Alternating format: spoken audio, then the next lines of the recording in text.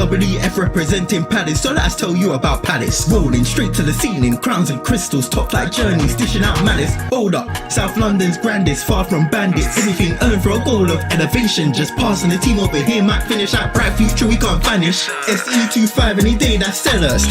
Rev up the engines, no more reverse reactions. Fan cams, bands on stream. Share up the team, support the dream team when eagles fly, make noise and scheme. Dare to dream or dream to dare, taking a step to become supreme.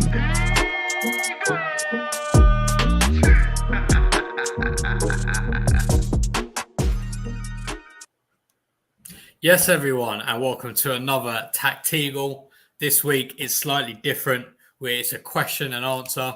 The third one of the season.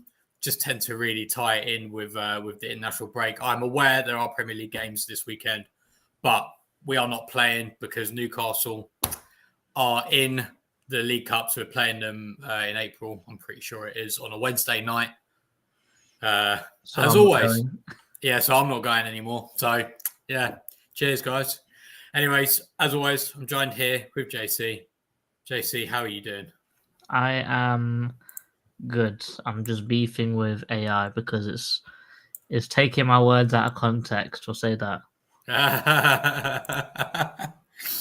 We can explain that later if people want to hear it. But yeah, that was all I'm going to say is I think AI might fancy Oliver Glasner. That's all I'm going to say. Might. I think he definitely does. Right, let's go into some comments before we kick off with this question answer. If you do have any questions, please put them in the chat. We got some topics that we want to cover ourselves anyway, but if there is anything else, so we'll probably run through what we want to talk about, and then for about half an hour, and then the rest of it we'll probably just grab stuff from the comments. Yeah. No, absolutely. So please, guys, chuck in there. Obviously, if there's any duplicates, we'll obviously just do it once, we won't do it again. Anyways, big up the dog. What is good, y'all? All good. I hope you're good too. Yeah, I didn't like doing that. First question. We'll come back to this. Do you think we suit playing against bigger teams? I feel like this is going to be a common theme, and I think we are probably might even dip into this as well. If we make Europe, what positions would you realistically add depth to? Okay, so we can come back to that one later. How can we get a result away to Spurs? I'm going to look at the head-to-head, actually. Just I know we said we do the other things first, but I wonder when the last time we actually got a result away at Spurs in the league. We haven't actually won at their new stadium yet. No, we haven't. I know that because I was there when we lost 4-0, when we lost 3-0. So, so the last time we won there was obviously the FA Cup run to the final. But the last time we did it in the league was 1997. JC, I don't think you were even born then, were you? No, I was -3. -3. But yeah, that's how long ago it was. 1997 in the league. Another good question: how do we beat the low block? We'll come to that one later. The women's game on Sunday is the most critical game of the season. Has the new guy has he played the first game yet? I can't remember now. I think that'll be his first game. Yeah. Well, good luck to them. Need to get off the foot of the table there. But yeah, his 12th versus 11th at home, so a big opportunity. Hopefully, we don't bottle it like Ipswich did against Southampton. How do we improve the home atmosphere? Better chance. Yeah, I mean, to be fair, without going into it, better chance, really. And also be better at home. Also, just being better at home. I think at the end of the day, people get excited with the football. So, realistically, our last chance to keep our survival push alive. Yeah, absolutely. Let's hope he can get off with that manager bounce. Everyone who can come down to Sutton on Sunday. Gander Green Lane, if people don't know, which is near Sutton Town Centre. Big up Animal. Big up Durfez. Big up Damo. Was there 1-0 Neil Shipley? The less we talk about him, the better. He's had 2 games. Liverpool. I didn't realise he'd already played Liverpool and Chelsea in the cup. Two very, very narrowly lost to Chelsea, and they're probably the best women's team in Europe, aren't they? Yeah, they're very, very, very good side. They've been a very good side for a long time now as well. Like there was one point where they were clearing up basically everything for quite a while. Right. Anyways, let's move on to our first topics. Now, I've got some topics here. One thing I wanted to cover quickly, and I'm only going to do this quickly because it's only something I kind of thought about. I looked at it and I realized I was talking absolute waffle. So my theory was that the reason why we're better away than we are at home was because we'd actually played all the harder fixtures at home than away. But actually, I did the average rank of all the teams who played both home and away, and it turns out it's exactly the same, like literally exactly the same. So the average rank of all the teams that we've played at home and away is actually 15th. And the median, for those who like their maths, the median, was 12th. So my theory was totally wrong. So I'm going to delete that, and we're never going to talk about that one ever again. So yeah, nice. So there is no excuse about the teams that we played, home or away. It's nothing to do with that. JC, now we've got that out of the way. You've got your strawberry window. You've obviously seen Boss Man recently. Maybe. Was there a topic that you wanted to bring up first? Yes. My first topic of the day is Eze. There's been a lot of talk about Eze throughout the fan base, throughout everyone that's going to the games, everyone that's a mutual fan as well, because, you know, they're coming in, they're looking at him and thinking, oh, he was banging goals last year. What's happened to him? And then only seeing 2 goals in the league and thinking, wow, that's a hell of a fall off. So I thought, you know what? Let's see exactly what's happened, because me and Dan have had theories about what's happening. You know, maybe he's playing in a slightly deeper role, maybe something else has happened. But I sort of thought, let's just look into this properly and actually just dissect it, and then, you know, we can never talk about it again, and then we can actually understand why the changes happened, basically. So the first question is, what has actually happened to Eze? And I think it is maybe too obvious, but the fact that we've just lost Michael Olise, the fact that Michael was so good that he was the one who, he was good enough to set up goals, but he was also good enough to score those goals as well. And to be fair, Sar's been brilliant, but we all know he's not Michael Olise. Sar can score the goals, but there's probably a little question on whether he could set up as many as Michael can. And I think that there's a lot of attributes there. You know, Michael's better at dribbling, but Sar's faster, a little bit more physically strong. But that's just going down a rabbit hole that's not actually involving Eze whatsoever. But what I do think has played a massive part in this is Adam Wharton's injury. Because right at the start of the season, Eze was playing near enough the same as he was at the end of last season, you know, where he was attacking a lot, he was moving the ball forwards, and he was trying to score goals himself. But the second that Wharton got injured, I think Glasner had to identify who in the team is the best at passing after Adam Wharton, and I think he identified that player as Eze. So I think what he did was he saw that with Eze playing how he did without Wharton in the middle, you just can't get the kind of passes we need from Lerma and Hughes to actually go forwards as effectively as we need to. So I think that he's changed how he plays ever so slightly to suit that. And now that Adam Wharton's back, he's starting to look a little bit more like himself again. Because I think you could agree as well, Dan, ever since Wharton's come back, even though Eze hasn't been brilliant, his performances have been improving. Yeah, absolutely. And I mean, I think apart from the Ipswich game, but we'll talk. I want to talk about a bit about that later. But apart from the Ipswich game, I think since he's come back from injury, I think he's been excellent, to be honest. Mm-hmm. And obviously now Wharton's back, as you said, he's been coming back into his own a little bit. So I have done the unthinkable once again. What's that?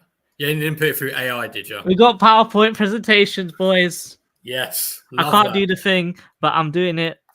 Yes. So I didn't have any time or any need or want to make it look fancy, so you're getting a white background whether you like it or not. It's not. It's not Arial, is it? Arial font. It's not Comic Sans, so that's a. It's Calibri body. The default. So let's get into this. Dan, would you believe me if I told you out of all of the seasons that Eze has been at Palace, statistically, this is his second best so far, and we're still 10 games away from the end? Well, so is 5 the goals he scored, 9 assists? 5 goals and 9 assists so far this season. Okay. That looks so much better than if you just take the Premier League. 5 goals and 9 assists shows that he's definitely taking on that more passing role. When you look at the 2 seasons beforehand, where he's got 10 goals, 11 goals, 6 assists, 4 assists. This shows that he's definitely the player who normally wants to score the goals himself. But this year, Glasner's changed how he plays, so he's getting more assists.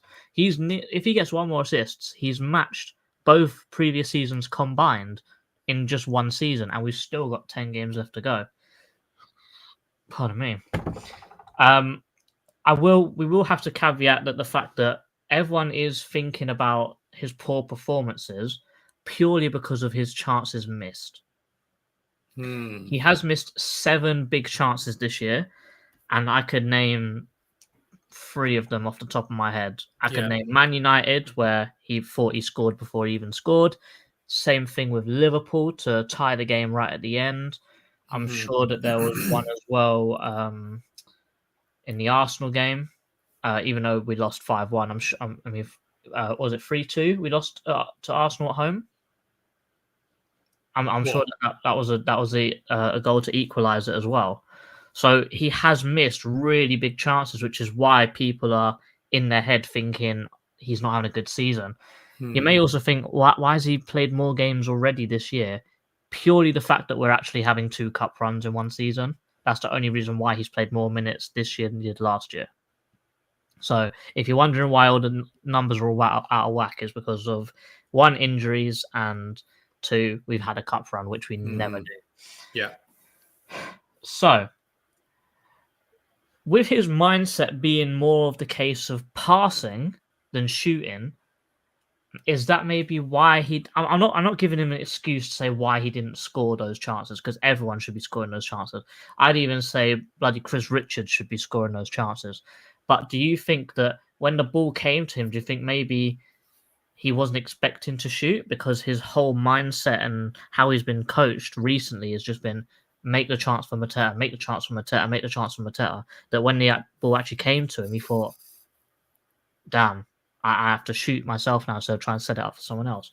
Because you can look back at, what game was it, where he was in a great opportunity and he passed it to Mateta and he scored. Well, it was a great pass, but last year Eze's hitting that every time. So there's definitely a change of mindset there. Yeah, I think it's interesting whether it is a tactical thing that Glasser's kind of made him think in a different way or whatever. I do think, right, and this is and I do think I want to just bring up Durfez's comment here about is it at least when the pressure went from him to Eze, harming Eze's ability to score. I think we did say a while ago that Eze does seem to have this kind of like pressure in his head when he's like the main guy. And I think something as well that I could possibly be playing into it is the fact that, you know, he was playing for England and England got to the final and England lost. I mean, you're only seeing Foden really start playing again in the last couple of months. Even then, he's not playing very well. And he won Player of the Year last year. Granted, I know City haven't played very well this season either. But I wonder whether it's kind of like a mix of all of these things. Do you know what I mean? Like, I wonder if it's a mix of he is dropping deeper, so therefore he's in maybe a more creative mindset than a shooting mindset, or whether it is that plus maybe a lack of confidence, or perhaps maybe just, I don't know, the psychological effect of losing a final or whatever. But yeah, because I think that with Michael, he was His main bag was setting up the goals, creating the chances, passing it for someone else to score them. But the difference is that Eze doesn't have the Elise to give him the ball, and because of Wharton's injury, Glasner's seen Eze as, oh no, I think you are good enough to do that Elise role where you will make the chances for someone else. And he's seen how effective Sarah Mateta can be up top, that he's moved Eze back out of that scoring role into more of an assisting role, and he's gone, in my opinion, he's gone all in on backing Mateta and giving Mateta exactly what he needs. And to be fair, he is, or I guess if you put it this way, Eze is the glamorous star boy of Crystal Palace, but Glasner's been smart enough and strong enough to pull him out of that spotlight to then, I wouldn't say sacrifice Eze, because I still think he's doing well when assisting, but he's sort of pulling Eze out of the spotlight a little bit for Mateta to take that spotlight. He's basically building Eze's game around helping Mateta score, helping Sarr score, which is probably why he's not hitting that same heights as he did last year, but whereas when Elise was helping him to score. Yeah, and what I would say as well that supports that idea is that Mateta actually gets more XG per 90 this season than he does last season. Even though I think, I don't know, but I think we create less XG this year than we have last year, but I'm not sure on that. And all of this is actually backed up when you look at the heat maps as well. Oh, nice. I was looking at those earlier as well. So last year, you can see he's a lot more central and he's a lot more in the attacking third of the pitch. You can see there's a lot more red on their side of the pitch. Whereas if you look at this year, there's a lot more defensive work. There's a lot more him dropping back to aid in the build-up. And if anything, I think he's actually spending a lot more time wider than he was last year. And I think that's because of Glasner's done a slight change in formation, where I think Dan called this ages ago, even before the Brighton game, that Eze sits in, where Mateta sort of moves over and Sarr slots in there, where you've sort of got... Let me try and show you here instead. Yeah. So imagine Nketiah's Mateta. What you will see is Eze will be here, moving the ball forwards, but you will see Mateta make a run over this side. You'll see Sarr make a run here as well. So you've got you've got both strikers central, but both of them are on either side of the stick. But then you've got Munoz over here as well. So you've got Eze sort of picking up the ball, doing what he normally does, where he drives centrally, but then he's got these three to aim at in front of him. Yeah. So instead of last season, let's pretend that Sarr is Elise. Instead of last season, where you had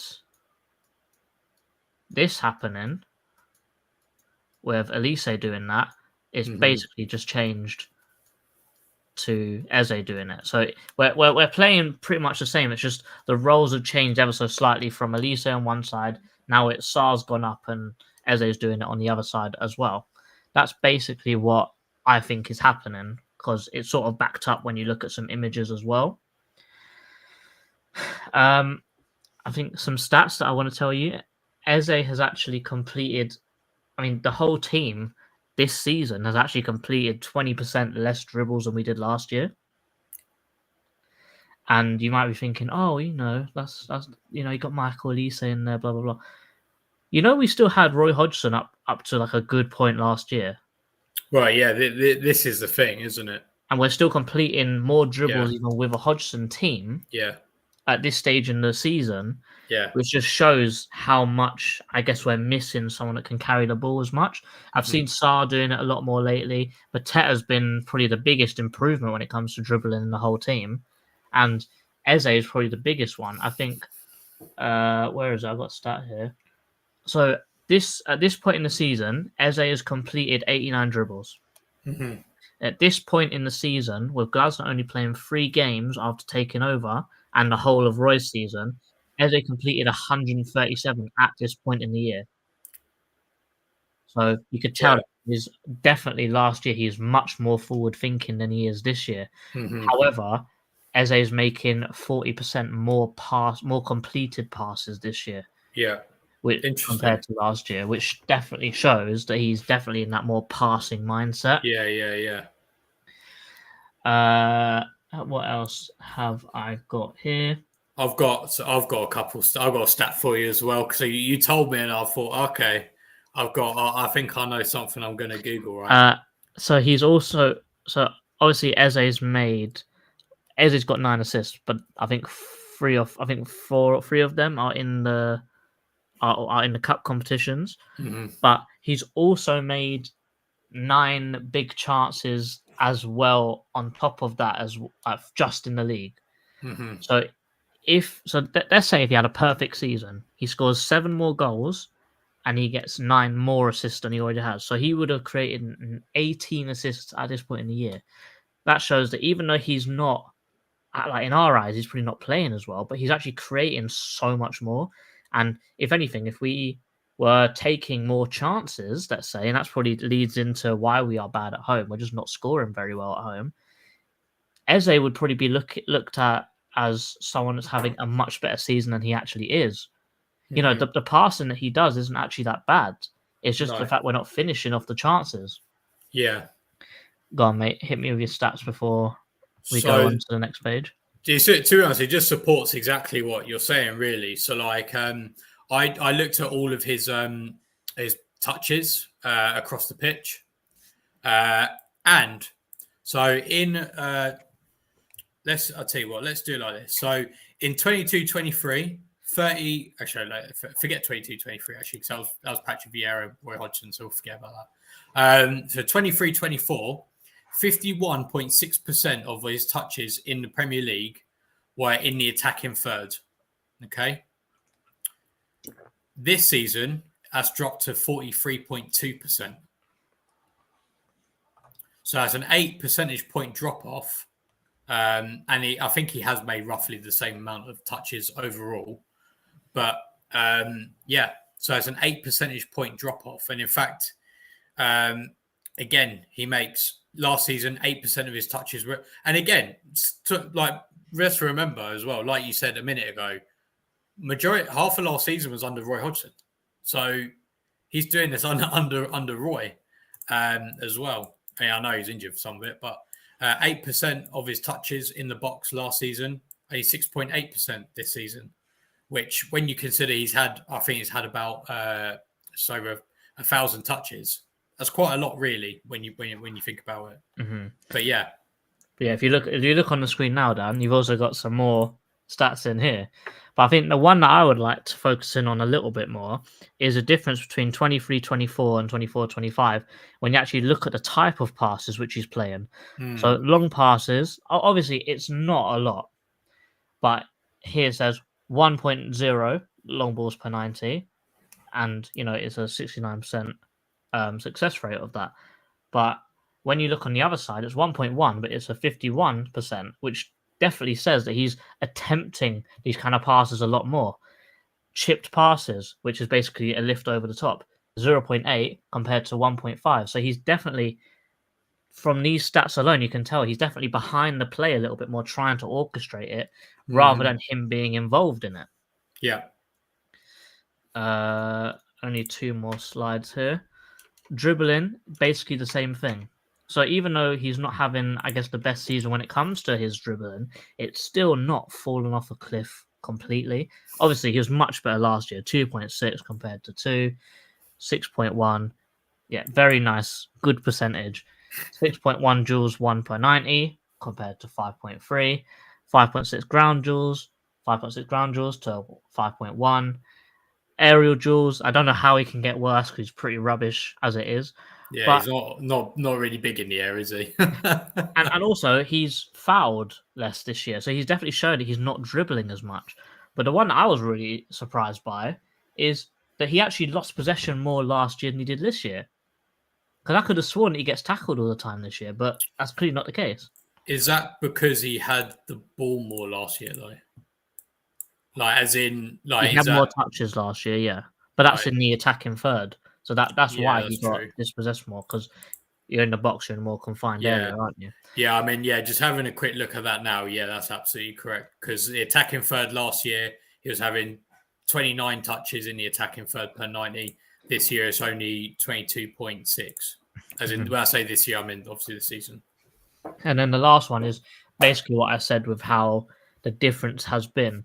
So last year, on the left, you can see Michael Olise's got the ball and he's pressing the back line with Mateta, with Munoz, and actually Mitchell on the other side as well. Whereas this year, you see he's drawing wider, and Sarr and Mateta are the two that are holding the narrow line. And Eze is sort of trying to keep space in case of a rebound, in case of something happening, where he can recycle the play. So instead of last year where he used to crash into the box and make something happen, this year he's trying to help people get into the box and make something happen instead of him being the guy who's scoring the goals. No, absolutely. I totally agree. And I think, and I think the reason, I do think the reason why it all sort of happened in the first place was because Adam Wharton's gone. And then the thing is, like, if our wing backs aren't really being effective, if they're being forced back all the time, we've got to get forced through the middle. If we're getting forced through the middle with no Adam Wharton, it's peak. So, and to be honest, I think it's credit to, I keep saying it, but credit to Oliver Glasner because, I think he's identified that and then changed the way we play. Having Wharton as a problem, changed Eze completely. Yeah. And he's still getting a tune out of Eze. Yeah. Even though to the regular fan, he might be, what's he doing? He's not doing nothing. He ain't as good as he was last year. He's good in a completely different context. If you look at Eze and think, you're not like a dribbling masterclass. Imagine him being like I don't know, who's a number 10 that can pass really well? I mean, to be fair, you don't really get them so much. Anymore. Okay. Well, put it this way: imagine you're changing Eze from dribbling as he has been doing, and then you change him into Mesut Ozil. Obviously, he's not the level of passing as Mesut Ozil, but it's still very similar. Like he drops back, he tries to build up the play instead of him being the guy scoring the goals all the time. Yeah.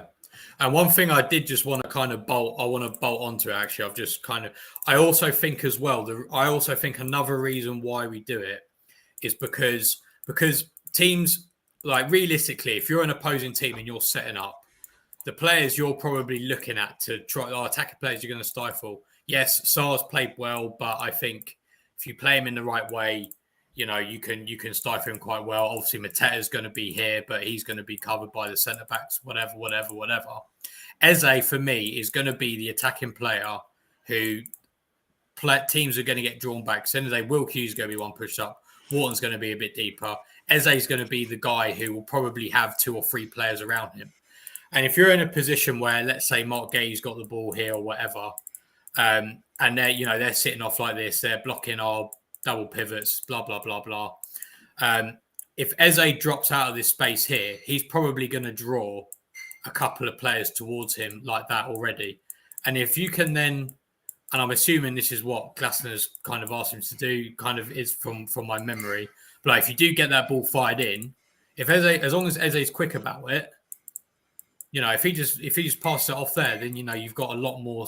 These 2 players have been dragged out of position for someone else to try and exploit space somewhere else. And then when you do have a player over here that is like this, and let's say you got players like this over here, Mark Gay's pushed up, blah blah blah, something like this. Like their players are going to get drawn over here like this, and then effectively what you are doing by doing that, if you are maybe not that deep, but if you're about here, you're going to give a lot more space for Sarr to be able to exploit as well if you do manage to get out of here and then try and find that ball in behind.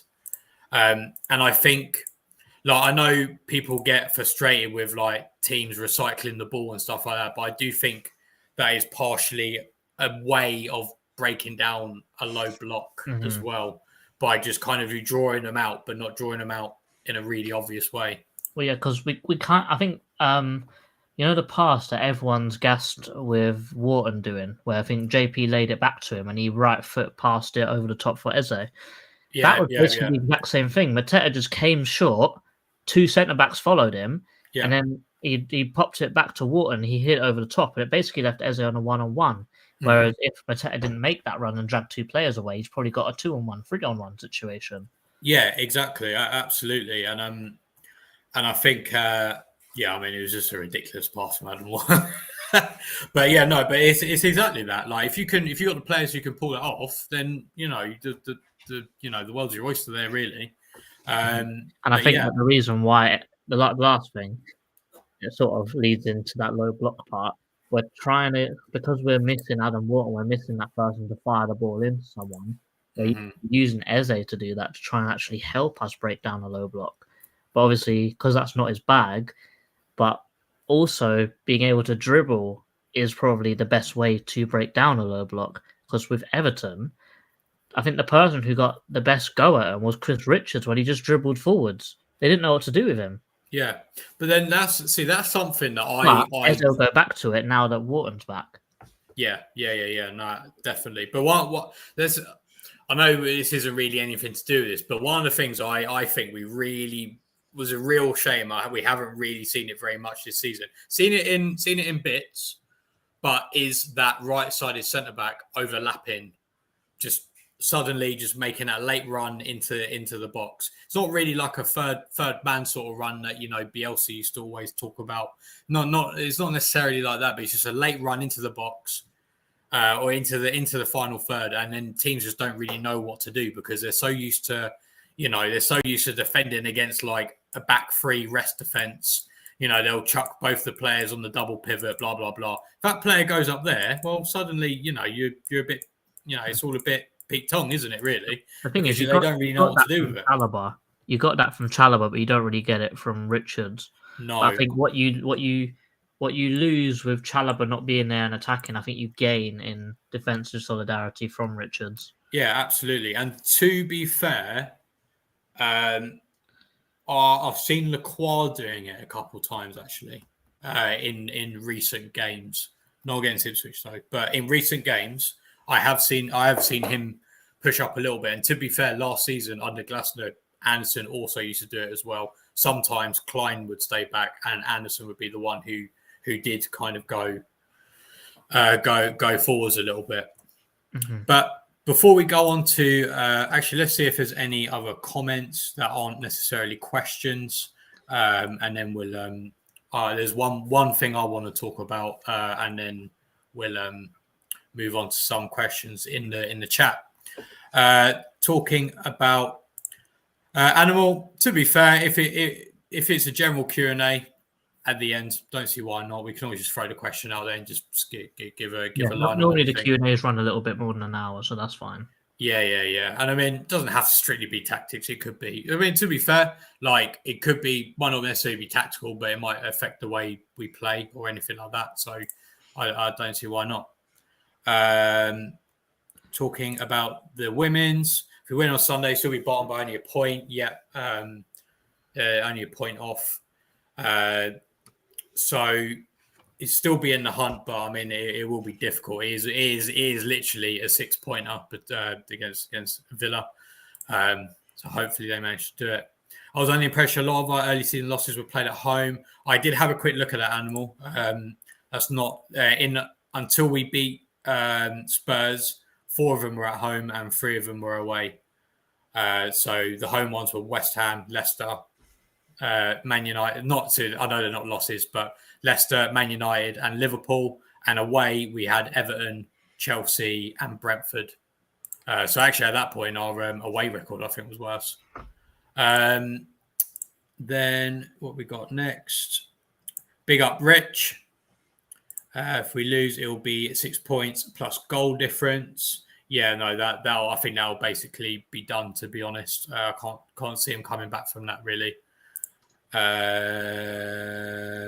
Sar's a decent assist record this season. I think he stays just on the right side and is less likely to link up with Ebbs. Yeah, absolutely, and I think that's why I'll come on to it a bit later. But we definitely play better when we have less of the ball. I think. Because that allows space for him to run into. I don't think he's very good necessarily controlling the ball in a possessive way. Like he's not the kind of player who will receive it, turn and manage to get a pass through the lines or anything like that. He's very much off the shoulder, can run into space very quick. Big up Damo. I think that was the clappers for your presentation, JC, in the black and white Calibri. I mean, graphical masterclass from my end. I must say so. And then, in the next week or so, we're hopefully doing a watch along for the Ham Cam. What a name! Game on Thursday. We'll do some rank players who should be in the England squad. We'll do a PL draft as well, and hopefully we can do a quiz. I'm very down to be a quiz master. Let's see. Foden's been poor. I think he has been poor. I think that's harsh. I think he is a good player, but I think for whatever reason he's just not been at it this season. I think that is a lot of it psychological, and also City dropping off a bit. I think the fact that Foden hasn't got Rodri behind him. Yeah, actually, that's probably it's probably the biggest part. And also in England, he hasn't have Rodri at all. No, he's got. However, he had Trent Alexander-Arnold at the Euros. However, obviously, maybe spoilers for the England tier list or whatever we do with the England squad when we predict it, or if it comes out before we do it, but we'll make our own one. I reckon that if Adam Wharton plays, you might see Foden become a little bit better. To be fair, I think the whole team will be better with Wharton. I know, I completely agree, but I do think that with Saka injured and Cole Palmer not doing it right now, I think that Phil Foden sort of in that right-sided 10 with Adam Wharton as one of those pivots, because Tuchel plays how we play. Yeah. So with Foden as that right side inside 10, with Wharton in the middle, I do think that you get a lot of play out of it. And also, funny enough, I do think that Harry Kane's, I guess, similar to Mateta in kinda in like how he moves, how he passes. I do think that you could get quite a lot of love out of that team. And then maybe if you want to be really spicy, Morgan Rogers on the other side and make it even better. I agree there. I think Kane will definitely need to get in the box more than he maybe did at the Euros. But so certainly, I mean, I guess in a way, it's kind of the same argument we've been saying about Eze. Really, once you have Wharton in there, you don't have to have players drop in. You don't have to have people trying to get the ball to feet. The only thing I do think about Foden is that he does wait to feet a bit too much for me. But Wharton and Rice as a pivot, it's going to be mental. And also, if Rice is effectively like the Will Hughes, like slightly more advanced centre mid as well, I rate that. It's looking good, bro. Yeah, because as a sole DM, I don't really rate Rice, to be honest. But as an 8, in a double pivot, we can push forwards. He's got license to run a little bit. I rate that. He probably knows not to expect too much creativity from Sarr as in coming back picking. Oh yeah, sorry, I said about that. Let's see what else. And also, we also had Ayew and Elise last season as well. Ayew for quite a lot of that. The question was asked earlier, Animal, about low block. So I think we'll come back to that one a bit later. Instead of Lerma putting a 70% completion pass rate. Ali's, I don't know if I told you, JC, but Ali's... he's converted to Kamada, hasn't he? Yeah, he's converted to Kamada now. So Ali, if you're watching, big up yourself. Not Schlupp anymore, it's Kamada. But yeah. Right, so the thing that I want to talk about is our finishing. Pause. You know what? Fair enough. I didn't even think about it. Our finishing moves are terrible. Like, that's even worse. Like, it's getting on the curtains. Like that's how bad it is. Our finish, our goal conversion is terrible. So, JC. Guess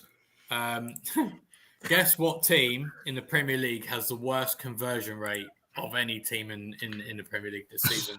So it was Manchester United. I'm not including penalties. Not that it really makes a difference. So it was Man United. I'm gonna guess it's. I think we've got. I reckon we've got a better conversion rate than Southampton. I said Southampton. I hope so. You're wrong. It's us by like a country mile. Oh, we're actually the worst. We are the worst by a lot. So the second worst is Man United, who are minus 6.6 for the season. Oh, damn. So for anyone who doesn't know what that means, basically they've created 35.6 non-penalty expected goals, and they've scored 29 goals. So therefore, they've scored less than... Yeah, they're minus 6 from where they should be, statistically. Yeah. And then they're the second worst. We're on minus 10.6. I mean, I'm not trying to dig out Eze here, but he has got seven missed big chances this season. Well, I'm gonna put those people up here in a minute. They will be shown. They will be named and shamed in a minute. But I know this is about our home form, so I was very diligent, and I decided to do the same for our home form. Obviously, we have the worst in the league. At home, we have a. Also, I did it as a percentage. Sorry, apologies. So we've only scored 17 goals at home this season. One of those are penalties, so 16 non-penalty goals, and we've created 24.8 non-penalty expected goals, which gives us. Sorry, I deleted it earlier, which I believe gives us a underscore of 8. Oh yeah, I've got it here. Sorry, 8.8 minus 8.8 at home. Now, I was also diligent. Oh, PSG have scored. I'm definitely going to chuck that game on once this is finished. Now, I was also diligent because I thought, you know what, let's compare it to some teams in the past, right? There are only 3 teams since these records began. So the beginning of the 17-18 season, there's only 3 Premier League teams who have got a worse percentage underscore home or away ever. And this season, we have basically not converted 35.5% of our non-penalty expected goals. 35.5%. There are only 3 teams in the Premier League since the beginning of 17-18 who have got a worse one, and only one of those was at home. So the only team that have, by percentage, have converted less was Fulham in 2021 when they only converted 48% of their expected goals at home. Damn. But they were the only one. The other 2 teams were away. That was because they had a great team, but they had Ryan Babel up front, if I remember correctly. I don't know. It was 2021. So that put it this way, right? All of these teams got relegated quite comfortably. Okay. The other 2 teams were Sheffield United away in 2021 and Norwich away in 1920. So they were the only other teams to have a worse percentage conversion rate than us at home this season. 35.5% of our XG is not converted. That's ridiculous. And for me, I think that is also a big problem. They had Lookman then as well. Oh yeah, was that when he took a penalty last penalty? Yeah. Now these XGs are obviously not. These are for home and away. So I mean, I could have done it, but I didn't have time to do that. So. Now there are only 5 players who have got a positive, who have basically outscored their XG season. Only 5 players, and one of them doesn't even play for us anymore. Yeah, one of them doesn't play for us anymore. The other one is also a centre back. Another one is a guy who's played. He scored his first touch. Scored his first touch, and has played about 20 minutes since in the league. You got Justin Devaney, again, not played very much. And the only other player is Jean-Philippe Mateta. Every other player has gotten less. In fact, Dean Henderson is one of our best shooters at the moment because he's apparently had a shot. What? Apparently. I don't know. I have no idea when that was. Are you sure? It must have been when he must have come up for a header or something like that, and he just flopped. Or you know what I It's think is the be. funniest part about it? Chilwell, he's played 2 games for us. He's still quite high up there. Well, that's because he's just not. It's just not really registered. That's why. But yeah, I mean, look at these. So you got Eze minus 4.1, Eddie Nketiah minus 2.3. To be fair, I think that's mainly because of the Ipswich game. That Lacroix minus 1.5. He has missed some important headers, I think. Tyron Mitchell minus 1.2. And okay, yeah, we're all saying, minus 1, blah, blah, blah. But if you add all of that up, that's what you get, minus 10.6. So that is another thing I wanted to highlight, because the thing is, if you actually look statistically at us, we're actually not that bad. Like in terms of our home expected goals, we actually rank 7th in the league. Although that is not per 90, that is total. So to be fair, we have played 15, whereas some teams. So really, let's just say we're about mid-table for that. So it's not like we're not creating anything. We do have a massive problem of not finishing our chances. And to be honest, if you actually no, let me put that back up. But I would say it's quite incredible though, because we're sitting here saying statistically it shows at home we just don't finish our chances. That's why we're not that good. But to me, even though we're making loads of XG and loads of chances, I don't think we're playing remarkably well either. No, I don't think so either. And actually, that's a good point that I wanted to make. I don't know about you, right? But I don't think we have played any team this season. Even, to be honest, even in the cup games, I don't think we've played really.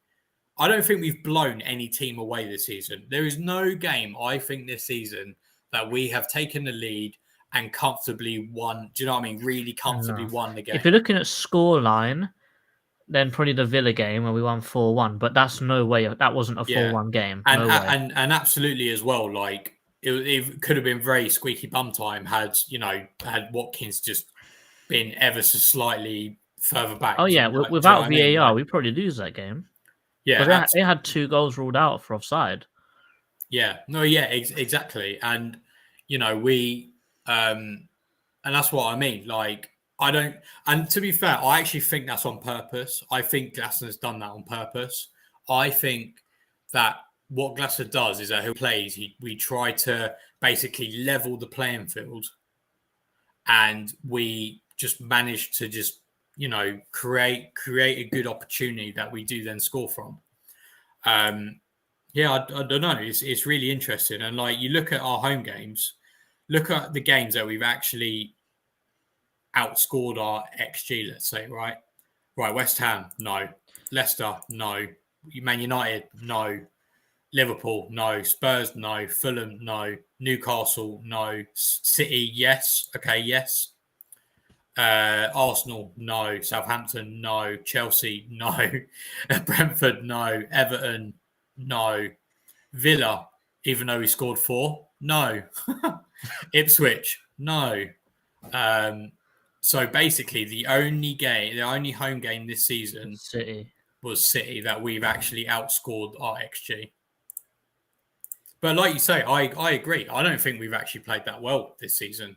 And to be honest, actually, I do think the Villa and Ipswich games have done a lot of heavy lifting for our XG at home this year. So I will caveat it with that. Mm-hmm. Like you look at all the other, if you take those outliers out of it. Yeah, because we made 3.5 XG against Ipswich. Yeah. And I thought we were terrible in that game, if I'm really honest. Actually, that's a good point then. So let's take 7 off our XG. Let me put that back. So I know I'm flitting around a little bit here.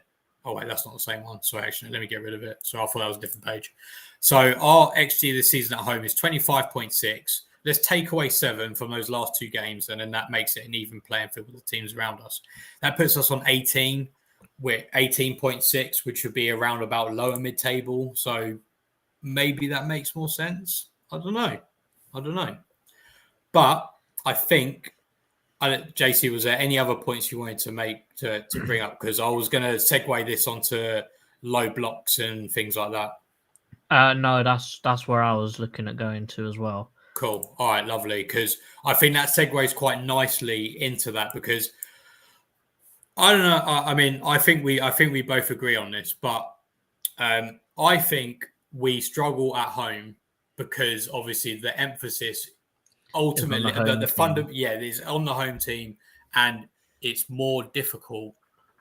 And it's obviously more difficult for teams to break down low blocks. So going back to what people were saying about Dog said, do you think we play against bigger teams and the fixture run maybe approach to be positive? Yeah, I agree, and I think it's going to be for the reasons that we're going to talk about. And then the best solution to a low block, to be fair, it is very difficult beating an organised low block, to be honest, but we will need to do it. And I know there were some other comments about it, so I'm just kind of going down here. I mean, the short of how to beat a low block is that there's a lot of ways to do it. It's just to execute it and come out successful. You need to have a lot of quality and a lot of skill. So it's either one touch passing very quickly through the whole team. We're not Barcelona, so same colours, but we're not Barcelona. Or you dribble at them. Those are really the only two ways, because you can't get in behind because there's no space to run into behind. So you've got to work the ball through their team somehow, whether that's through passing or dribbling. Yeah. You have to make that. Or the players have to make that kind of decision. I agree, because let's take Ipswich for example. Now, to be fair, I do think you got to give credit to Ipswich. I actually do think they were very well organised. They're very compact, actually. Yeah, they were very compact, and they dealt with us really well. Now, I'm going to tell my version of it. So, JC, if you disagree, obviously just tell me. But the way I kind of saw it was that they, especially when we had the ball, say, over here. So let's do that thing where they, we put our players like this, blah, blah, blah, or something like that. This kind of thing over here, whatever. Now, what I saw was that they basically stuck two players on our double pivot. I can't remember who it was. I know Delap was one of them, but I can't remember who the others were. In CISO. What an absolute melt. Yeah. And then what I noticed was that they really stopped us going through. They basically just stopped us going through his middle. I think they knew that Wharton was the danger man. Obviously, I know it wasn't Hughes, but when we have this player here, if we're kicking it around over here, all they did was basically shift over, force us around. And then what they effectively did, Ty was always a lot higher than that, to be fair. But then what that then forced, let's move it back a little bit, actually it's a bit further out. That forced Lerma. Let me change that to Lerma. I noticed it forced him out here. So then effectively, there was, whilst, yes, we had an extra body in the build up here, it didn't really help anything because they were just covering all of these players really well. And what it meant was that Eze would have to drop. And then once he dropped, there were players there to get in his way. And then what it also then meant was that because Lerma then dropped, which is something that does happen a lot. I've noticed Will Hughes do it as well. That is a tactical thing. You've effectively got 2v1 in the middle there, potentially even more than that if one of these players want to step up. And again, if they wanted to, they could then step up, etc., etc. And when they did have their backs a little bit more to the wall, what I noticed as well, they always had at least 4 players on one side of the pitch. So if we were over here, they always had 4 players over here, whether that was a combination of these guys, whether like this player dropped off and this player dropped in, or whichever. They always made sure they had 4 players on this side so they could deal with any overload that we tried to do. And then what that meant was that because they were so narrow, I thought, was that it forced us to then recycle the ball. But by the time we'd done that, they still had all of these players in the middle who were so much closer together And then when you've got such a close knit sort of thing like this, unless you are able to ping a pass over, okay, that's great. But by the time the ball gets over there, those 4 players able to come over here, defending a block, and then again they will just come narrow again. And I think that's one of the main. If you ever come across an organised low block, and to be honest, it's one of the reasons why Forest have been so good this season. Come against a very organised low block. Honestly, if anyone can figure that out, you will be one of the best managers in the world, because Pep managed to do it, but he never necessarily did it consistently. And obviously now that's obviously all fallen flat in his face. So Guardiola couldn't even beat the Hodgson low block for what, 2-3 years? We were unbeaten in Manchester for like 3 years, weren't we? Yeah, under Hodgson, just playing low block football, and both Manchester clubs couldn't break us down. Yeah, exactly. And I think, like, I know we don't like seeing when teams defending low blocks, but I do like. Yes, it is a problem. So I think. Well, JC, is there anything you wanted to add onto that before I moved on to like how to maybe tackle a low block? I wanted to say. I think maybe the only thing that I would say is that when the ball was out near the corner flags, they only ever committed one person out there. So let me. Do you want to put yours up? Or, let me have a go. So my tactics board might show something a little bit different because of what we're going to talk about with the upcoming game. Let's say, but let's say, I don't know. Sar's taking the ball down here, and he's got the ball. I always forget the ball. I never got a ball. Sar's got the ball down here. Is that a pause? I don't think so. Not really. That no. Was. But yeah, so they've tucked in here. They're doing their low block stuff. You know, compact. Not much space in between the lines. Not much half space in between the players. The 2 players out here pressing in a 4-4-2 as they have been doing. But let's say Sar's down here. They will only commit 1 player out there, and they will keep their middle block very, very regimented. And what they'll do is, I think it'll be Wharton that will go over to him. They won't actually mark this person here because they're so compact and tight here that if Wharton gets the ball and swings it in, they'll just outnumber us man for man every time without fail. Every time we tried this on this side, whether it was Wharton crossing it in, maybe it was on the other side of Mark crossing it in, we didn't get any love out of just whacking the ball in the box because, to be fair, that's not the kind of team we are. If this is a set piece, that's completely different because we've got all our centre-backs up. But in general play, you're never going to score against a low block team that has got like someone like Greaves in there. Yes, he's not the fastest guy in the world, but he's tall and he's strong and he knows how to use his head because he's been playing in the Championship for the last few years, which is something that I feel like maybe we need to add a few more strings to our bow and break this down.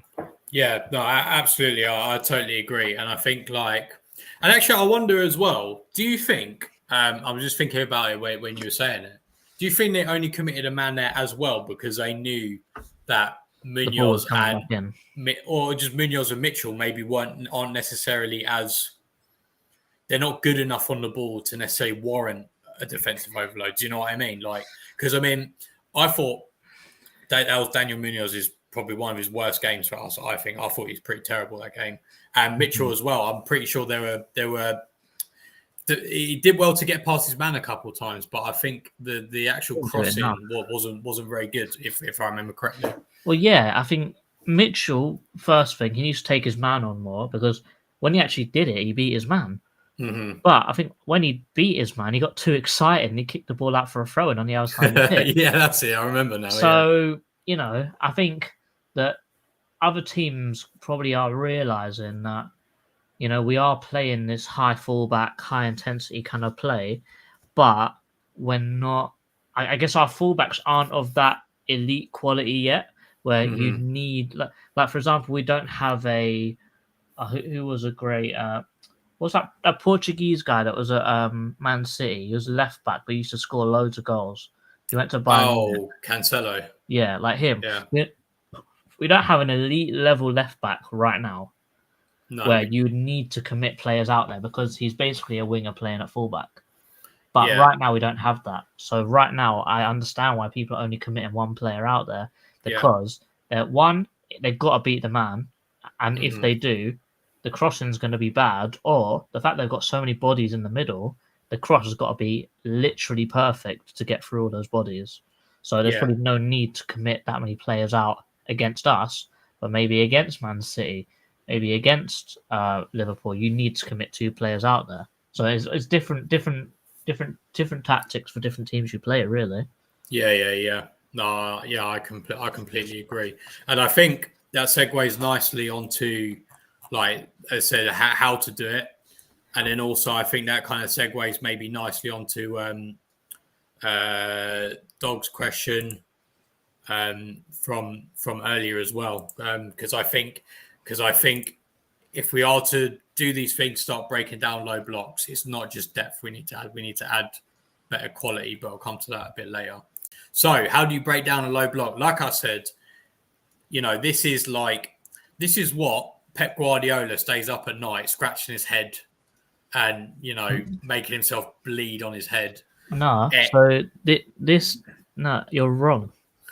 You're wrong there, Dan. Do you know why? Why? Because before he got his divorce, he could break down a low block. So his wife is his wife is the tactician, not him. That's all I'm saying.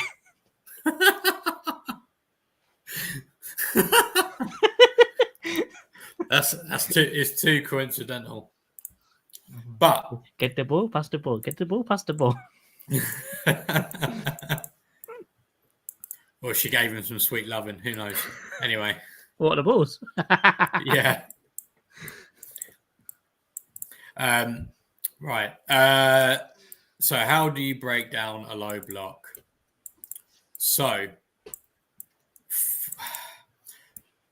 from what you can do. So let's say they set up like this. So generally, okay, so let's say, so for people who don't know, generally what you'll see quite commonly with teams is they'll set up normally in like a 4-4-2 sort of mid block is very common. As said, the reason for that is because the 2 players conveniently sit on the double pivot, which is again what a lot of teams play with a double pivot. Now, let's say they do go into low block. Let's say, forget it. Let's say that they drop into a 4-5-1, something like that. So basically, what they're doing, because there, you got a bit more space in the middle here, and what they might do then is they might, actually, we don't want that much space in there. We're going to stop this. And also, if you're there as well, let's say you do have a player here and a player manages to get through here, there's just a bit more space and you can find space between the lines, right? So that's why a team might drop into 4-5-1, because then you're kind of restricting this space here between the lines. And also you're restricting the space, and also you're just adding another layer of player in there as well. You're adding another player, so you've got defensive overloads, difficult to get diagonal balls in as well, so on and so forth. So what do you do? Okay, what do you do? Okay, let's say you're over here. Okay, oh no, it's the same problem that we had before. By the time we actually managed to switch the ball over to this side, oh no, all they've done is shuffle over. Okay, difficult. So you're going to have to recycle it. They might push out a little bit. You try to break them down. It's not working, right? So what do you do? So generally, what managers have done in the past is they will try to get. What you'll do is you can try and get around it. So get around it. So if you get around it and behind the back line. So classic example used to be I know we haven't got Pep Guardiola's players here, but do you remember when City used to always try and get a winger to run it down to the byline? They'd always work it down to the byline, and then they just cross it in from here into this space here. Well, that's exactly it, because then you're going to... fair, Wilfred Zaha used to do that for us. Yeah, he did it. Yeah, he did actually. All the time. Yeah, that's how he scored against City. That's how he scored against Liverpool. To be fair, I think like those seasons was probably some of the best football I think Palace have played, but outside of Glasner, obviously. So you either get around it and then try and get these players around the back foot. Okay, or you get really lucky. Possible.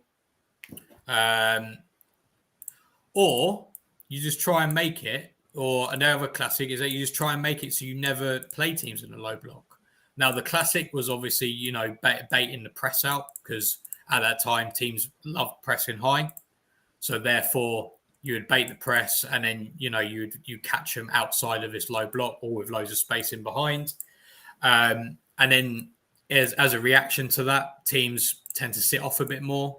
That's why you got your teams like Forest, for example. Teams tend to drop off a little bit more. I do believe tactics are cyclical. So I do believe in 10 years' time, we'll probably see teams pressing very high again, very intensely.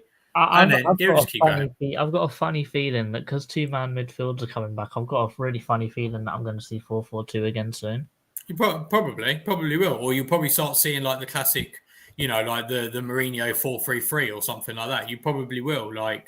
And especially when teams do it and they're successful with it, like Forest, for example. Like Forest don't really attack with numbers. So maybe teams will start doing that. I don't know. But, different managers will start incorporating different things.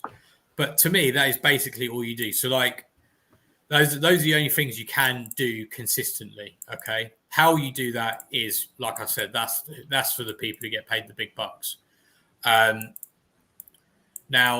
and I think that's why we do recycle. I do get it. I know it's boring, but I do get it. Like Ty Mitchell's here.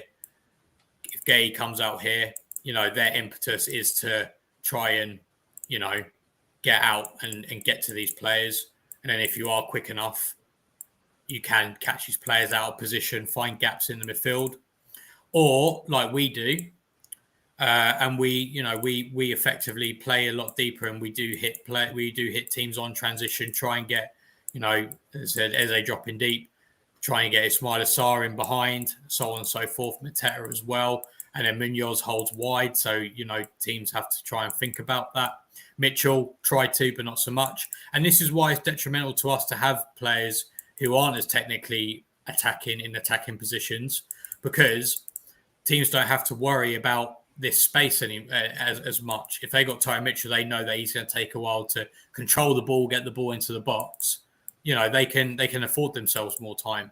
However, if you got, say, I don't know, like Kostic for like Frankfurt in that season, he got loads of assists. They have to think about it, and if they think about it, it means they have to come over a bit more space with players like Eze, so on and so forth. For me, if you're going to break down a low block, the best way of doing it is quite simply just improving our movement off the ball. Because there have been times in this season where we have been very static up front. Yeah. We try and force something, and then by forcing it, the ball doesn't go to where it needs to go, and then we get countered on. So as long as we're moving off of the ball and trying to make passing options for people, then that's really the best way of breaking it down. And also with more movement off the ball, as long as the front three are tightly knit, which they were last season, but a little bit less this season, you are actually able to. So if we were like this and moving off the ball quite well, we're able to bring in all of their defenders to then give the wing backs a lot more room, because they'll be squeezed out because there's so many of our players in one space. They'd need to overload us by squeezing all their players in there, which then leaves space out wide. But what it also means is if all those players are so tightly knit there, you also allow and give us the ability to then do flicks and tricks, which then is almost impossible to track as a defender, which we actually saw a lot of last season. I think a goal that comes to mind from last year was I think it was one of the Man United ones, wasn't it? I think it was one of the I think it was one of the 4 against Man United. I'm sure Adam Wharton pinged it into Michael, and then literally hit Michael, Wharton, and Eze and Mateta. They were all in their box, just sort of pinging the ball around, and then they just popped a shot off and it went in. Mm-hmm. And literally, there was nothing Man United could have done about it. Yeah, no, yeah, exactly. Like it was, and to be honest, that is a feature. That is a feature of Glasner's style of play. Like when he was at Frankfurt, I don't know so much about Wolfsburg. When he was at Frankfurt, that was a thing. That was like the whole sort of like 1-2 interchanging passes. That was a thing there, and I think that was certainly a thing last season. But because of the players we got this season, it's not a thing, unfortunately. But just kind of, and like having that as well, and also like. Just like the way, because effectively all you're doing in a low block is just making sure you get defensive overloads in the right places. So I was saying earlier, if you have, say, like a centre back randomly, not randomly, but like, joining in suddenly, you might get an overload or at least a 1v1 situation in the right side of the pitch. And it's just things like that do really help. But yeah, I mean, there isn't really a lot. And actually, I've just seen big up Louis. A lot of long shots. I actually, to be fair, I actually think long shots are a good thing for as long as they're meaningful long shots, though. So what I mean by that. So obviously, if you follow like the Pep Guardiola style of football, it's like the classic IT crowd reference, isn't it? Of like, the problem with Arsenal is they always try and walk it in the goal. That's the Pep Guardiola philosophy. But then. If you got a player, let's say you are camped out on the middle here and you aren't really getting a lot of joy here. Let's say Lerma does have a shot. If the keeper has to parry it away, whether that's for a corner or go somewhere, all you're doing is that you're taking a controlled low block and you're just giving it a little bit of chaos. And that's that's how Lerma scored against Chelsea, to be fair. Yeah, we had Chelsea pinned back. We were sort of recycling the ball around. And he just took a shot. Yeah. And for me, it doesn't really matter too much if it goes in. As long as you're getting it on target and is reasonably well hit, the keeper's going to have to make a save. And hopefully that means that they'll parry it. Goalkeepers these days are taught to parry it more than catch it now. So if you're parrying it, that could drop favorably, could not drop favorably. Who knows? You might get a deflection. But, you're what I'm saying is that you're trying to create chaos. And chaos is a good thing for teams like us, because we don't want control. Because if you give control to good teams, they'll beat you. If you make chaos, like Bournemouth have done this season, then you'll do well. And for me, that's how you break down a low block. Either you try and make them not play in a low block at all, or you just try and get around them. And like I said earlier, with the recycling, I think that's a way to try and coax them out of the low block. And I think, Tim, that's just my sort of definition. I've never really seen anyone articulate that anywhere else, to be honest. That's just me just waffling, to be honest. But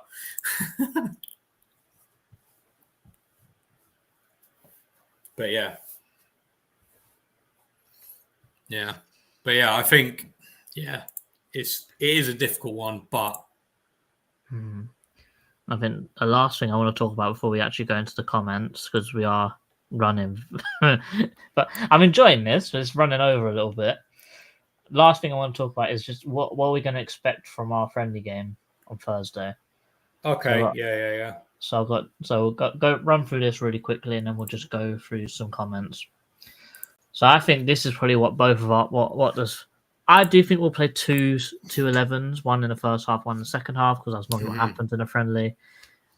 First half, I think we'll go pretty much full strength. Just get the team playing as they should be in the league, getting more acquainted to Chilwell instead of Mitchell at that left back position, I think, and basically just our normal 11. So Henderson, Chilwell, Gay, Lacroix, Richards, Munoz, Wharton, Lerma in the middle, Eze, Nketiah, Sarr up top. But I think the second half team is a lot more interesting to me, and probably a lot more interesting to everyone else, because it will be literally everyone that doesn't really get a game. And so Turner, this is probably going to be his last appearance for the club this season, because he's done his cup run. I think now the cup's gotten a bit more serious. I think Henderson comes straight back in for Fulham. So, to be fair, I don't think Turner was as bad as the Forest fans were saying he was. He's obviously not very good at his feet, but as a shot stopper, he's all right. But then we've got Mitchell coming back in. I think Gay and Lacroix will play the full 90. Maybe not Gay. Maybe, I don't know again, though, because Richards got selected for America, didn't they? So there's question on whether he'll play a full 90. Mark's definitely getting selected as well. Anyway, Gay, Lacroix, Klein, and Kapora at the right back. So I think you play Klein, play Kapora, get them both some minutes. Kamada and Hughes, Hughes got himself a red card. So, I'm sure Glasner's going to say to him, big man, you got to come back for friendly. But up front, they are taking Zach Marsh with them. Mateta's injured, even though he is there, he's just doing rehab or whatever over there. So I don't think he'll play. But Zach Marsh is going to get some very crucial training, maybe some crucial minutes with the first team as well, with França and Romain Esse up top with him. To me, that is a very, very, very exciting front three, because that, to be fair, that could be the future of this club in 3-4 years. That could be our starting three. You never know. I have got Devaney and Rodney up there, because I think that you could change Hughes for Devaney, you could change Kamala for Rodney, you could do that. But when I was actually doing the research, I did have Mustafa there in the top right we should have taken him as well, but he's signed a pro deal now and he's going as well. But I'm quite disappointed we're not taking Jamaid there, because I think that this would be a very good opportunity for him to get some more first team training and maybe some actual minutes in this friendly game, because he's been a very good centre back, and I wouldn't say he looks like the next Mark Gay, but he's got traits of Mark in his game that I think if you nurture that correctly, you could have another really good centre back on your hands from the academy. Mm-hmm. Yeah, no, yeah, definitely. I think for me, like, all I want to see from these games is just, like you say, like, these kind of players getting minutes. Getting good minutes. Obviously, we want to see as well. We want to see these players doing well. We want to see them developing. But yeah, no, I agree. I know that I was thinking about touching on Dog's comment about if we make Europe. I tell you what, maybe let's do that as a separate stream. At the end of the season, what positions we should build on. We can actually just do like an in-depth sort of like transfer thing or something. I mean, like that. To be fair, the first episode of Transfer Weekly is always, what do we need from this transfer window? Yeah. So that first episode could be a stream instead. For us to all run through this as an idea. But I think if you talk about Europe specifically, you're going to need more centre-backs, because we play 3 centre-backs and we've literally only got 3 centre-backs. So, we are actually, like, this whole season, we are running very close to catastrophe with the players that we've got. I'm still not completely, like, sure that Richards will stay fit for the whole of the season, so that could completely derail us. But I think more centre backs is definitely the way I'd go. Chilwell will go back, so you're going to need another left back minimum. If you get Europe, and Glasgow's probably going to go for all the cups as well, you probably need a backup right back. I think if you can keep Decore fit, you'll be all right for midfielders, but you might need. Then again, up front, it really depends on if France can stay fit. If France can stay fit, you don't need anyone. If France gets a bad injury again, you probably need to buy someone. Mm-hmm. But I think the where I would go, left back and more centre backs. Yeah, I think that's fair enough. I'd also even if we really are going for Europe, I do think you might need to look at that right as well. But that depends on, I think, That where. depends on SA as well, doesn't it? Oh, sorry, I mean as in right wing back. Sorry, Oh, so that back up to Munoz. I would say a backup because I know Kapoor's on his way, but would he be ready for that kind of thing? I don't know. That's the thing. Imre, don't know. I'm sure Munoz is actually a lot older than I originally thought he was. Yeah, Munoz is like 28, I think. Yeah, he's 28. He'll be 29 next month. Oh, okay, all right, but yeah, I know that he was a little bit older. No.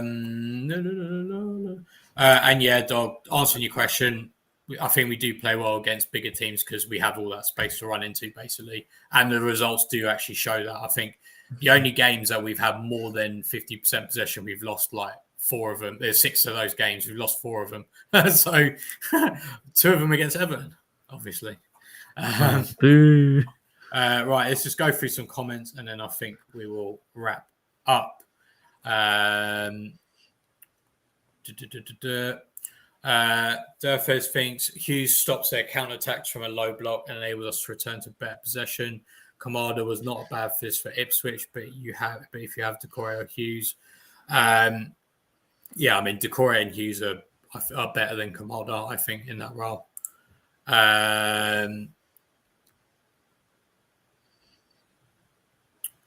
But I mean, but then I don't think any of them are necessarily the answer to breaking down a low block, to be honest. I think that's all tactics and the whole team working together.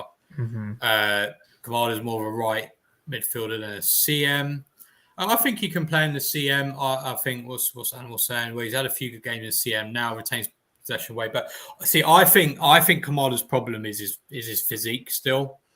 I think he's still adapting to the Premier League pace and physicality. I think I don't to be honest, I don't really see a lot wrong on the ball when he's on the ball, in my opinion, especially when he's coming to see out games as well at the end of the game. So I don't really see I don't really see problems with him. To be honest, I just think he's still a little bit lightweight, in my opinion. But I tell you who I think the biggest physical change has been since we've signed him is França. Because when he signed, he was a twig, but now he looks like a unit, doesn't he? Yeah. Well, I think, and also when we signed him, I think he was still. Was he still 18? Was he still 18? And and obviously he's got, he's man up a little bit, isn't he? Well, I think the thing is, to be fair, is that França, maybe the injuries were bad, but maybe that's literally allowed him to put on the weight and change that all into muscle without, really having to think about playing football too much. Yeah. So he sort of had to he could only focus on that. Yeah. Because I'm really excited for when he comes back now, because when I saw him muscle Greaves to the floor, I was thinking, oh, he weren't doing that when he first signed. I'll say that for sure. Yeah, no, they're definitely not. And to be fair, because I know obviously we got like a fitness coach, so I do wonder whether that's part of the conditioning for it as well. Maybe I don't know. Well, maybe we saw it a few years ago, didn't we? Where Bayern Munich would turn twigs into beasts, like that. Goretzka is probably the biggest one, isn't it? He signs a twig and then he comes out like an 8-pack in a Champions League. Thinking, what the hell? Let's have a look. Watch Michael Olise will be built like a Adama Traore next month. Now that would be funny. That would be funny. What, just a wedge Michael Olise? Yeah. Kamara links up well with Munoz when he plays there, but he's had little time. Yeah, I think he's kind of been shoved left and right, really, hasn't he? Let me see if AI can actually make that. That sounds left and funny. right midfield 9. Yeah, I think as well, and I can see the debate about positions here. I think a lot of it's roles these days. I don't think positions necessarily exist. Like, they're not as static anymore. Because obviously, like in that kind of wider area, you've got say like a winger who hugs a touchline. You've got maybe they call it if you're woke, you call it an inverted winger, a winger that cuts in on their stronger foot, like Saka or Wilf when he went to the left hand side. Then you've also got forwards who I would maybe equate more with, like say like a Jared Bowen or something like that.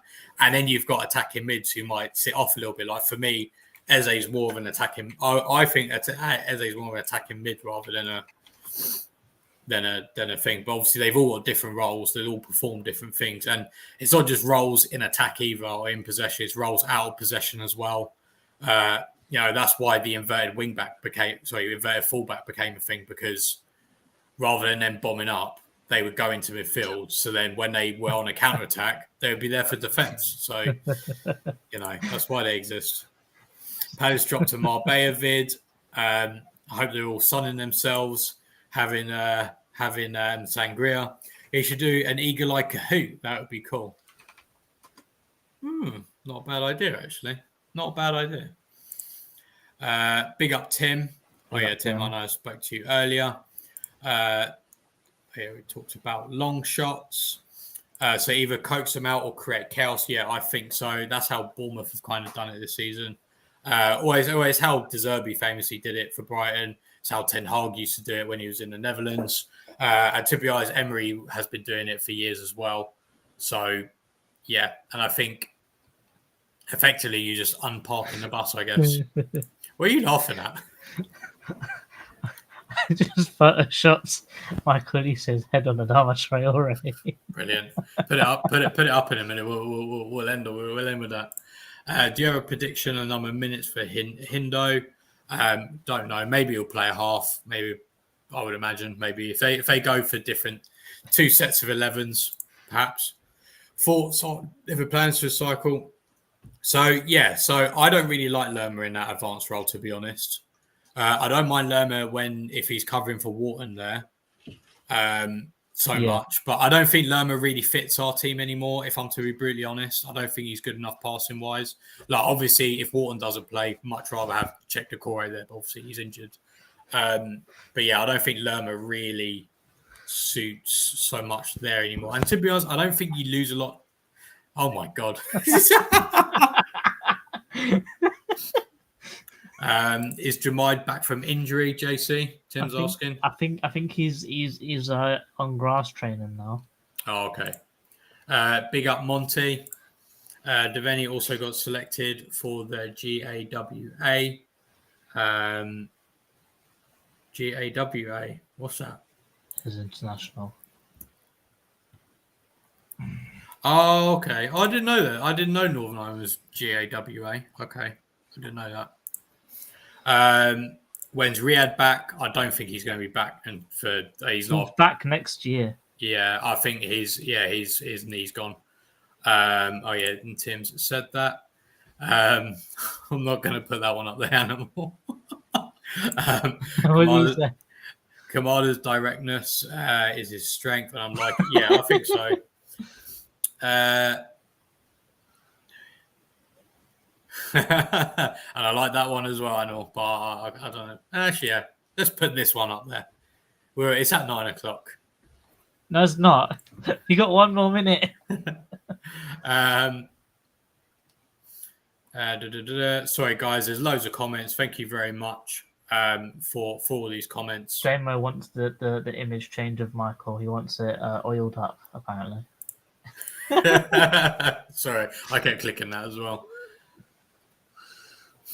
And yeah, I think that's it. Brian do have a good Japanese player. Well, I think he's average, but Overrated FC. And thank you, Tim. Have a good time at work, mate. And we'll see you soon. And Animal rates the Photoshop. Go on then. That is actually pretty good, to be fair. You change the skin color, changes change the Fulham shirt to a vest, and then just make AI do the rest of it. Brilliant. Right, thank you guys for watching. I know it's been a much longer one than normal, but obviously there's a lot to cover in these Q&As, because I guess we only really do them when there's an international break on. So yeah, next week I believe we're taking a break next week for TACT-EAGLE. Yeah, so there'll be no TACT-EAGLE next week, but we'll try and get, because we've got 2 weeks of of no games, so we've got sort of 2 weeks to do random stuff before we have to pick up our normal scheduling on the third week. Yeah. So I think Rich said it, didn't he? So Yeah, he said it in here somewhere. I can't find it. Where's your comment, Rich? Yeah, I'm trying to find it. There you go, got it. So yeah, watch along on Thursday for the Ham Cam game. Ranked players season. Who should be in the England squad, and we'll do a PL draft, not Big Six. So basically, all of us will. I bet. Well, actually, no. Let's leave it as a surprise. But basically, we'll all be picking players, and then you guys can decide who's made the best team. And then if people are down for it, we'll do a quiz as well. To be fair, I think the Kahoot idea from Dog was actually quite a good idea. So you could always do that. You could do the quiz on Kahoot. Yeah, that's what I mean. Yeah, so we do it on Kahoot, and then people can join as well if they want. Yeah, so then you could do a thing where I think about it. As the thing's going, you can read off the question on your phone, and then everyone can vote on it, and then we can all have a laugh about it because you can make your name whatever you want on there, can't you? Yeah, you can, but it's got to be PG, guys. It has to be PG, or we're not going to show our screen. Yeah, I'm going to have my former teacher self there. Sorry, no naughtiness there. But thank you guys for watching. Oh, actually, what we'll say as well. Oh, whoops. The next time you will see us on TACT-EAGLE, 2 weeks' time, we're thinking about doing for the Fulham stream, rather than having the classic TACT-EAGLE setup where we'll do a bit about the defense and attack. What we were thinking about doing was looking back at the previous games, because we've done Fulham, Marco Silva's Fulham loads of times, so you can figure so we're going to look at previous games this season and then see what we did well, what went wrong, what we can maybe take to that game. Yeah, 100%. But that's it. Thank you all for watching as always. Friday, that's when it comes out. Okay, nice. Big up Animal. Thanks guys. Thank you all for watching. Thanks for tuning all the time. And I hope you have a good rest of the evening. I'm going to watch the rest of the Liverpool game, I think. I'm going to bed. Fair enough. All right. Up the Palace. Up the Palace. Eagles.